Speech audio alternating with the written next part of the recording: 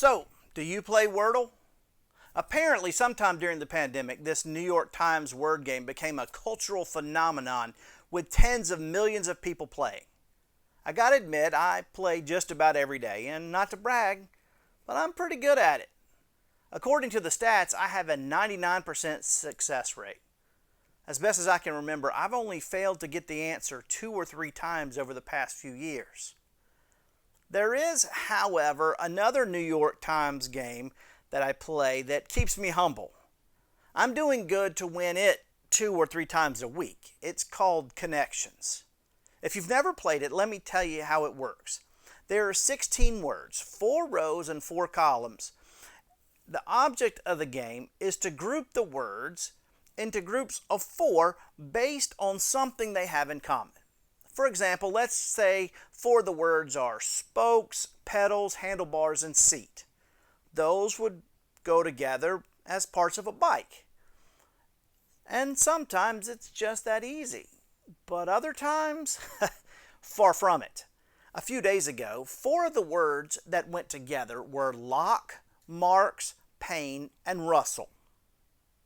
Apparently, these were homonyms of philosophers. Are you kidding me? Not only did I need to know the names of these philosophers, which I didn't, but I also had to recognize that Marx, M-A-R-K-S, actually stood for Karl Marx, M-A-R-X. So clearly I was not successful at Connections that day. You know, the New York Times Connections isn't all that different from the connections we make or try to make with other people. Sometimes it's easy. We meet someone and it's as if we've known that person our entire life. Our commonalities are just obvious. Other times, however, it's not so simple.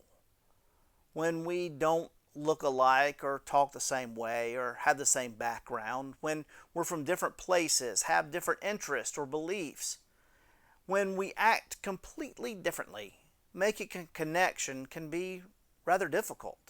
In fact, sometimes it's so hard that we come to believe that we aren't meant to connect at all. We aren't supposed to be grouped with people like that, and people like that aren't supposed to be grouped with people like us. But here's the thing.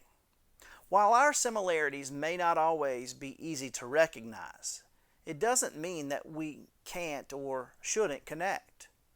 The problem is that we're so busy highlighting our differences that we ignore the things that make us the same. The truth is, we are all connected to one another because we are all made in the image of the same God. Granted, that image may not always look or sound the same, but it doesn't need to look or sound the same. Friend, as long as we keep coming up with reasons to separate us, we'll never make the connections we're called to make. I'm Pastor Stephen Mims, and that's your Word for Wednesday. May God bless you.